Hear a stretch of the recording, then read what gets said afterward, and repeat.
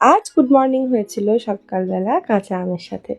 সকালবেলা কাঁচা আম দেখে বেশ মনটা খুশি খুশি হয়ে গিয়েছিল। আজকে গিয়েছিলাম কালনা বিশালে একটু শপিং টপিং করতে আর কি। এদিক ওদিক উদ্ভ্রান্তের মতন ঘুরছিলাম।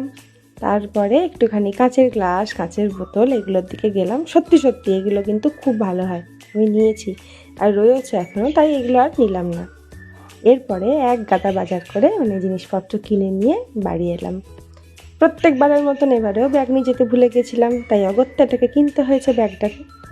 যা যা কিনেছি একটু তোমাদেরকে দেখাই। এই যে কাঁচের দুটো বয়াম কিনেছি। সত্যি সত্যি আচার টাচার করে রাখতে এগুলোতে কিন্তু বেশ ভালো, জানো, খুব ভালো থাকেও আচার। তার সাথে নিয়েছি তার জালগুলো বাসন মাজার কাজে লাগবে। তার সাথে এই দেখো, দেখেছ, এগুলো হচ্ছে যে হাতগুলো বেশ ভালো জল জল থাকলে না, এগুলো দিয়ে ভালো বাসন টাসন বেশ ভালো পরিষ্কারও করা যায়। আর এই যে ননস্টিক কড়াইটা নিয়েছি, এটা আমাদের সেকেন্ড বার কেনা, জানো তো। আগেও একটা নিয়েছিলাম, ভীষণ উপকার দিয়েছিল এবং অনেক দিন চলেও।